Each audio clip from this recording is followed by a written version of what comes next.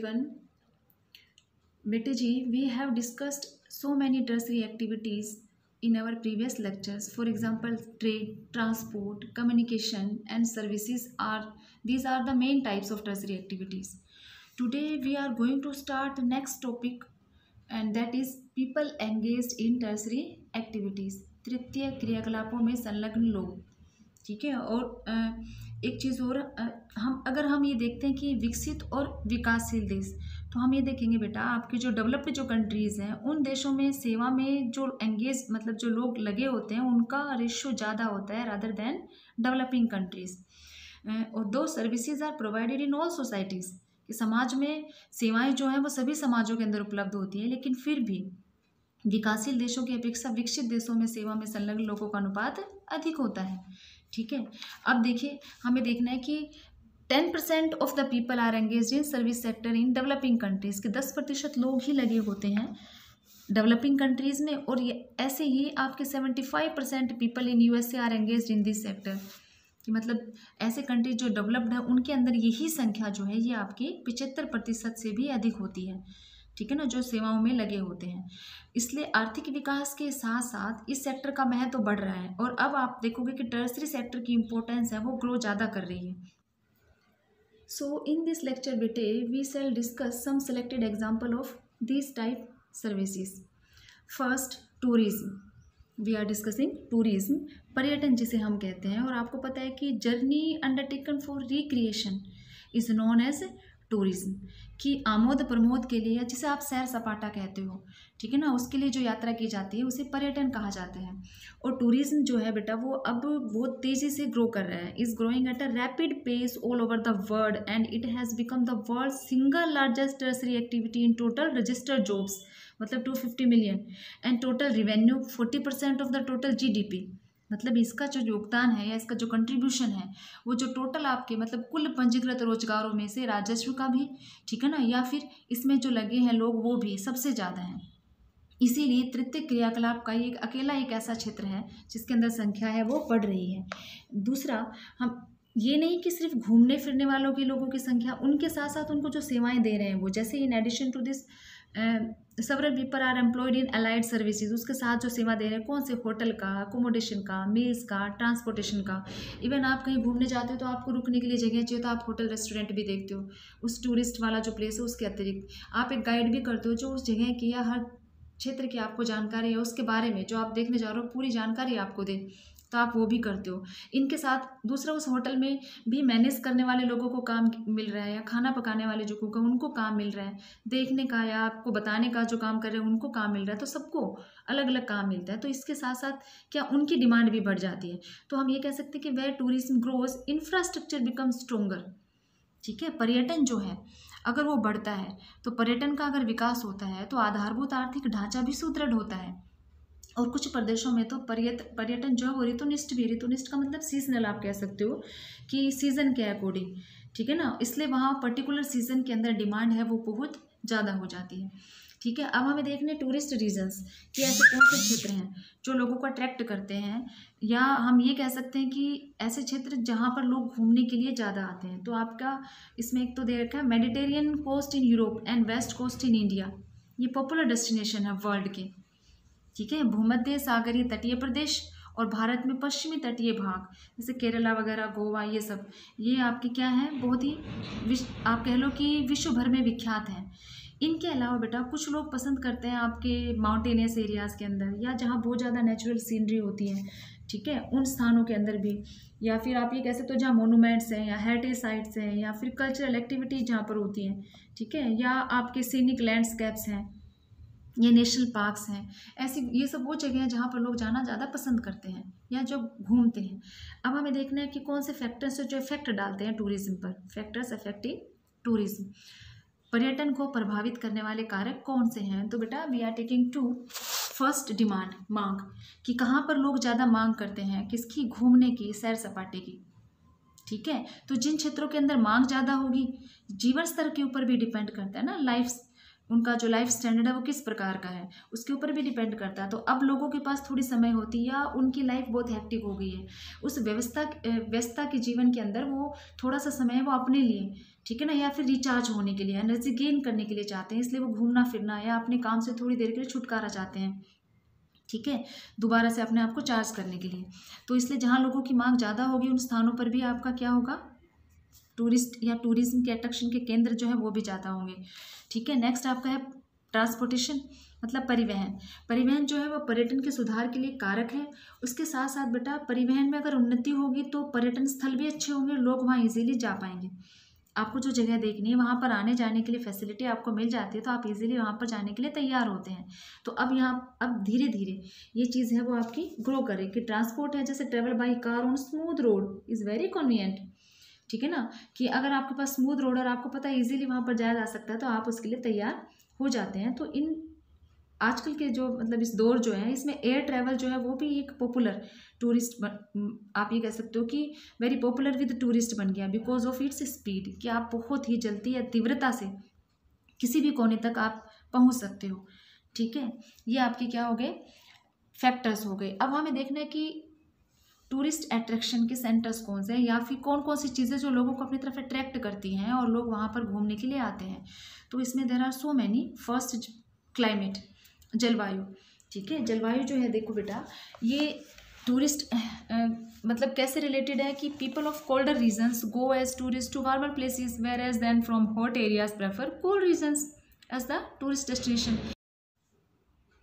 अब बेटे अब गर्मियों में हम कहाँ घूमना पसंद करेंगे, शिमला, मैसूरी, नैनीताल, मनाली, इन क्षेत्रों में, ठीक है ना। ऐसे ही सर्दियों का मौसम आएगा तो हम साउथ की तरफ, गोवा की तरफ रुख करेंगे। तो यहाँ पर डिपेंड किस पर है, आपके क्लाइमेट। ऐसे ही बेटे जो आपका नॉर्दर्न यूरोप है उसके ठंडे इलाकों में जो लोग रहते हैं वो दक्षिण यूरोप के भूमध्य सागरीय इलाकों की ओर जाते हैं। जैसे भारत के उत्तरी मैदान के अधिकांश पर्यटक है वो हिमालय क्षेत्र की तरफ जाते हैं क्योंकि वो ठंडा है। तो ये किसके ऊपर डिपेंड है, क्लाइमेट पर। नेक्स्ट हम ले रहे हैं लैंडस्केप, भूदृश्य, कि आसपास वाला जो एरिया है उसका भूदृश्य कैसा है, कि पर्यटकों को प्रकृति के निकट लाता है, मतलब पर्वत है वहाँ, झील है या समुद्री तट है, ठीक है ना, जो लोगों को अपनी तरफ अट्रैक्ट करते हैं, मतलब नेचुरल सीनरी, इसलिए ऐसे क्षेत्रों पर भी लोग घूमना पसंद करते हैं। थर्ड आपका है हिस्ट्री एंड आर्ट, कि इतिहास और कला के प्रेमी भी कुछ लोग होते हैं। तो कुछ टूरिस्ट ऐसे भी जिनको ये चीज़ें अट्रैक्ट करती हैं, अपनी तरफ खींचती हैं, ठीक है ना, ये आकर्षण के केंद्र बन जाते हैं उनके लिए। तो इतिहास और कला में जो रुचि रखते हैं ऐसे पर्यटक है वो प्राचीन जो महल हैं, सुंदर नगर है, या फिर आपके किले हैं, महल है या गिरजाघर हैं, इनको देखना पसंद करते हैं। उन स्थानों पर जाना, आर्कियोलॉजिकल साइट्स हैं या फिर के टाउन्स हैं, एंशियंट टाउन्स या फिर पिक्चोरियस टाउन्स जो हैं इनके अंदर, ठीक है। नेक्स्ट आपका है कल्चर एंड इकोनॉमी, संस्कृति और अर्थव्यवस्था जो है इसके ऊपर भी बहुत ज़्यादा डिपेंड करता है, ठीक है, जो पर्यटकों को आकर्षित करती है। मतलब मानव जाति के लिए हम ये कहेंगे या स्थान, ये जो रीतियाँ हमारी जो कल्चर है वो किस प्रकार की हैं, इस प्रकार के सस्ते पर्यटन स्थल बहुत ज़्यादा लोकप्रिय हो जाते हैं। जैसे घरों में रुकना या फिर एक लाभदायक व्यापार बनकर उभरा, जैसे गोवा में हेरिटेज होम्स या कर्नाटक में मेडिकेरे या फिर आपके कूर्ग, ये आपके एग्जाम्पल्स हैं, ठीक है ना। आपके कल्चर या उस एरिया जो है उसकी संस्कृति जो है या उनका रहन सहन है उनको देखने। बेटे सैर सपाटा बहुत हो गया, अब चिंतन मनन वाला काम करते हैं, शोध का या रिसर्च या फिर development. Okay, we are going to start our next topic, empowered workers, सशक्त कर्मी। कौन होते हैं सशक्त कर्मी बेटा, देखिए persons who are empowered workers of the quaternary sector as well as quaternary sector, मतलब जो दोनों सेक्टर में कार्य करते हैं। आपके चतुर्थ सेक्टर के सशक्त कर्मी होने के साथ साथ ये क्या है, पंचम सेक्टर के भी कर्मी होते हैं। और ये सेक्टर जो है धीरे धीरे उभर रहा है, ठीक है ना। आपके उद्यम करता है जिसे हम एंटरप्रेन्योर कहते हैं, वो आर्थिक क्रियाओं के पद सोपान में बेटा सबसे ऊपरी श्रेणी के अंदर आते हैं, मतलब विकास की सबसे महत्वपूर्ण अवस्था का प्रतिनिधित्व करते हैं, ठीक है ना। Because they emphasis on quality of life, क्योंकि ये जीवन की गुणवत्ता पर अधिक जोर देते हैं। हम जिनकी बात कर रहे हैं एंटरप्रेन्योर्स या फिर आप ये कह सकते हो एम्पावर्ड जो वर्कर्स है बेटा, तो ये किसको रिप्रेजेंट कर रहे हैं, important stage of development in the hierarchy of economic activity, ठीक है। इनकी संख्या कम है, मतलब रेशो कम है, परंतु ये बहुत मेन रोल प्ले करते हैं। नेक्स्ट, अब जब हम इनको पार्ट्स में डिवाइड करते हैं आपके एंटरप्रेन्योर्स को या फिर आपके एम्पावर्ड वर्कर्स जो हैं, तो आपके हम दो लेते हैं, क्वार्टनरी एक्टिविटीज़ और नेक्स्ट आपका हो जाएगा क्वार्नरी एक्टिविटीज़। ठीक है ना। अब तक हम सेक्टर्स ऑफ इंडियन इकोनॉमी जो आप पढ़ते थे उसमें हम 3 लेते थे, प्राइमरी, सेकेंडरी एंड टर्सरी। परंतु फर्स्ट लेक्चर के अंदर हमने बताया था बेटा, we have further divided tertiary sector into 2 parts. आगे हम इसे फिर 2 भागों में बांट रहे हैं, एक आपका क्वाटनरी जिसे हम चतुर्थक कह रहे हैं, और नेक्स्ट जो है वो आपका पंचम क्रियाकलाप है। तो आपके जो एंटरप्रेन्योर्स हैं बेटा, ये ज़्यादा से ज़्यादा ऐसे कार्य करते हैं जिनमें सिर्फ धन की ही बात या सुरक्षा की ही बात नहीं की जाती, बल्कि लाइफ की क्वालिटी भी होनी चाहिए। ठीक है ना, मतलब सूचना या संचार की स्वतंत्रता है उसके अंदर भी वृद्धि हो, विचारों के अंदर भी, जिसके ऊपर वो रिसर्च करते हैं, फिर उन पॉलिसीज़ को इम्प्लीमेंट करते हैं। ठीक है ना, उसकी जांच करना, देखना और फिर उसको इम्प्लीमेंट करना। तो इन लोगों का कार्य जो है वो प्रबंधन का होता है। ठीक है, इनकी इच्छा पूर्ति के ऊपर डिपेंड होता है। तो हम फर्स्ट जो ले रहे हैं क्वाटनरी एक्टिविटीज़, देखिए it refers to the more intellectual occupation whose task is to think, research and develop ideas. तो आपको इसके अंदर आर एंड डी याद रखना है। आर मतलब रिसर्च एंड डी से डेवलपमेंट, मतलब शोध, और दूसरा आपका क्या है, विकास। ये 2 इनके क्या है, मेन काम है। ठीक है ना, इनका कार्य जो है बहुत ही विशिष्ट या जटिल होता है। मतलब हम ये नहीं कहेंगे कि बहुत ही ईजी है। ठीक है, क्योंकि इसके अंदर एजुकेशन का, इंफॉर्मेशन का, रिसर्च का या डेवलपमेंट का, ऐसी एक्टिविटीज़ है उनको इंक्लूड कर।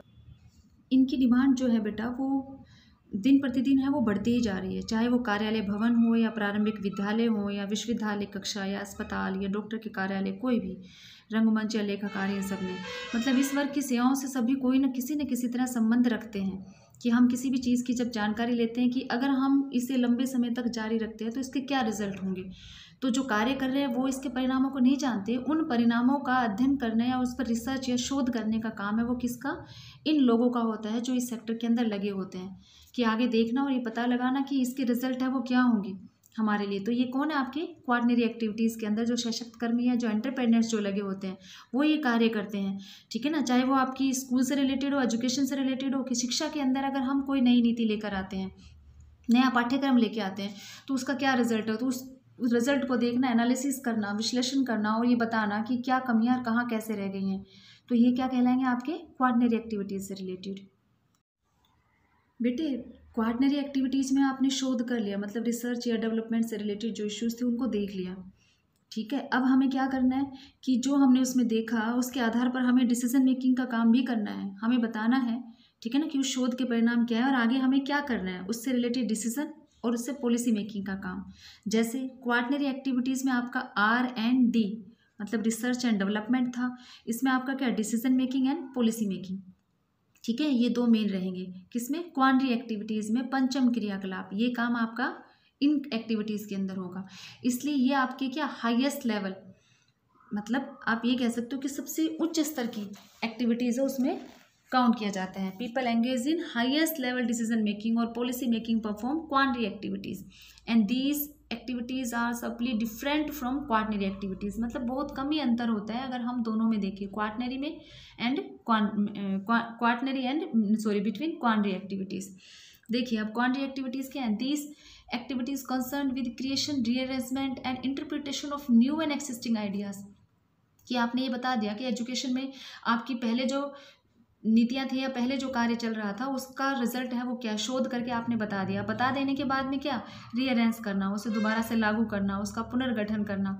ठीक है, डेटा इंटरप्रिटेशन का काम भी करना and use as well as evolution of new technologies, कि क्या नई नई चीज़ें हैं वो लागू की जा सकती हैं कि अच्छा है। तुरंत ये बता देना कि अच्छा नहीं है, ठीक है ना, एक अलग चीज़ है, परंतु इम्प्लीमेंट भी तो करना होगा ना, बेटर आइडियाज़ भी देने होंगे। तो वो सारा काम कौन है, क्वाटनरी एक्टिविटीज़ के अंदर जो लोग हैं उनका है।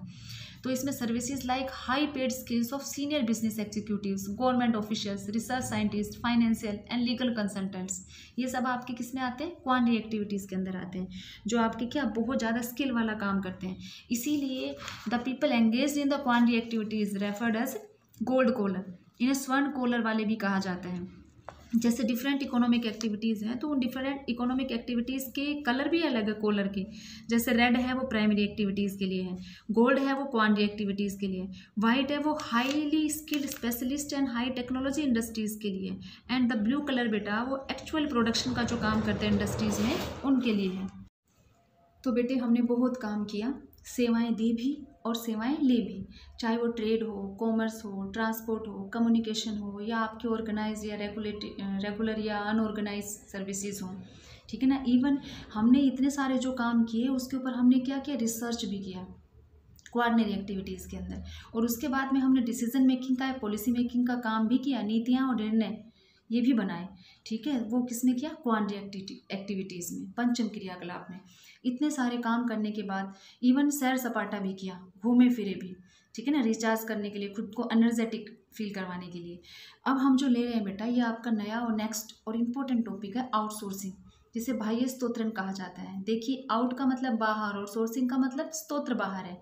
इसका मतलब आपके जो स्तोत्र हैं, आपसे जो रिलेटेड है, वो बाहर कहीं और है और वहाँ से आप उन्हें मैनेज करते हैं, अरेंज करते हो। Means concern with giving work to an outside agency. ऐसा कब किया जाता है, जब कोई बाहर, कोई ऐसी जगह है, ठीक है ना, जहाँ पर आपका काम लो कॉस्ट पर, मतलब सस्ती दर पर हो जाता है, और वहाँ पर स्किल्ड पर्सन है जो आपको कम चीप वेजेस या कम मतलब सैलरी के अंदर अवेलेबल हो जाते हैं, तो और वहाँ रिसोर्सेज भी हैं।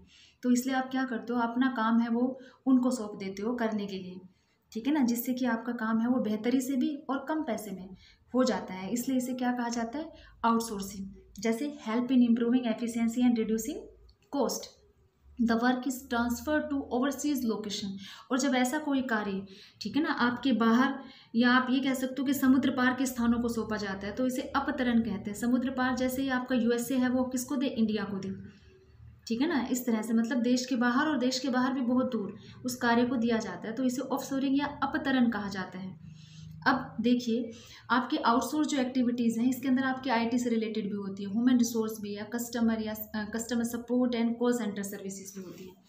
मतलब बेटे, आप जो काम करवा रहे हैं बाहर से, ठीक है ना, उसमें क्या, आईटी स्किल्ड पीपल। जैसे हम एग्जांपल लेते हैं, ठीक है, कि हम ये देख रहे हैं कि जहाँ हमारा काम सस्ते में, मतलब कम दर पर और एफिशिएंसी से हो जाए, तो ऐसा कब होगा कि ये जो काम है, मतलब you can say this job can be easily done in Asian and east European and African countries, मतलब एशिया के, ठीक है ना, या आपके पूर्वी यूरोप के या अफ्रीका के जो देश हैं, इन देशों में किया जाता है। क्यों? क्योंकि वहाँ पर आईटी स्किल्ड पीपल होते हैं, इंफॉर्मेशन टेक्नोलॉजी में कुशल लोग, साथ साथ में वो अच्छी अंग्रेजी भी बोलते हैं, गुड इंग्लिश लैंग्वेज उनकी होती है, स्पोकन, ठीक है ना, स्किल। एंड उसके साथ साथ बेटा, वो उनकी जो वेजेस होती है वो बहुत कम होती है, much lower than those prevailing in the developed countries.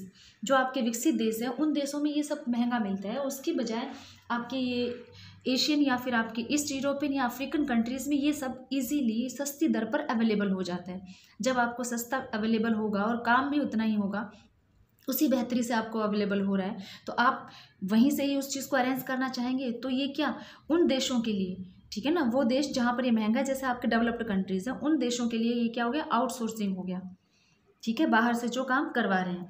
आप इसमें एग्जाम्पल भी ले सकते हो, जैसे कि हम ये लें कि हैदराबाद और मनीला, ठीक है ना, ये काम करते हैं किस प्रोजेक्ट के ऊपर, जीआईएस टेक्निक पर, ठीक है ना, और किन देशों के लिए, यूएसए और जापान के लिए।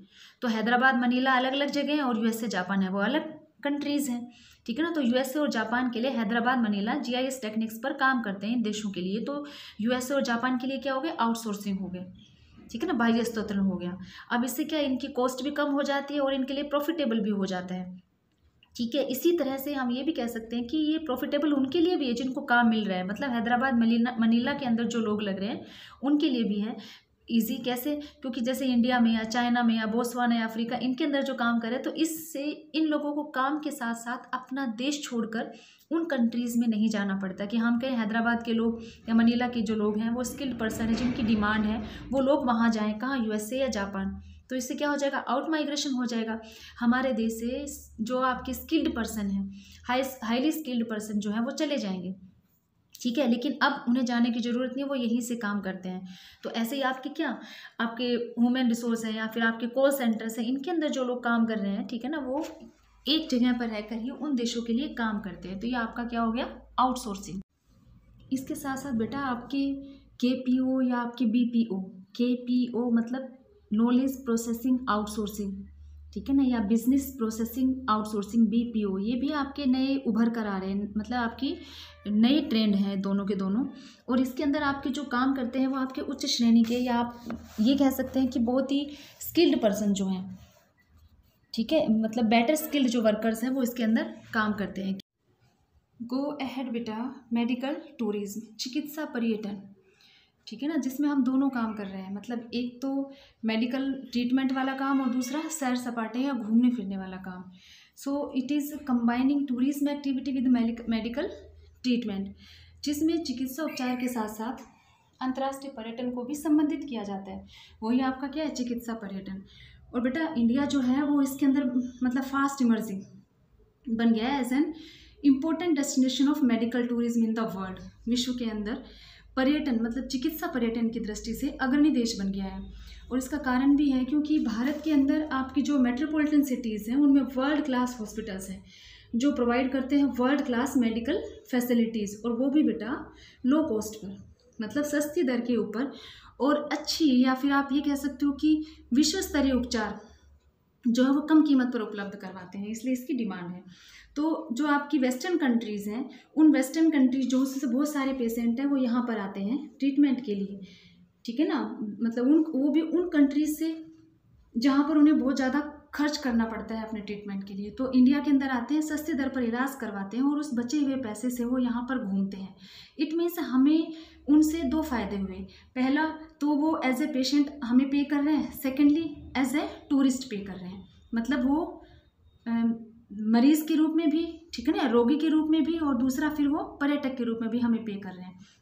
तो दोनों से हमें लाभ हो रहा है। तो जब दोनों काम साथ किए जा रहे हैं, इसी को कहा जाता है मेडिकल टूरिज्म, कि मतलब इलाज करवाने के साथ साथ जो पर्यटन स्थल है वहाँ पर भी घूम रहे हैं। इसीलिए आपकी चिकित्सा पर्यटन, या आप ये कह सकते हो कि मेडिकल जो टूरिज्म है ये एक नया रिसेंट ट्रेंड है, ठीक है ना, which brings abundant benefits to developing countries like India, Malaysia, Thailand and Singapore. So your chapter is completed, beta. If you have any problem regarding this chapter, you can ask me.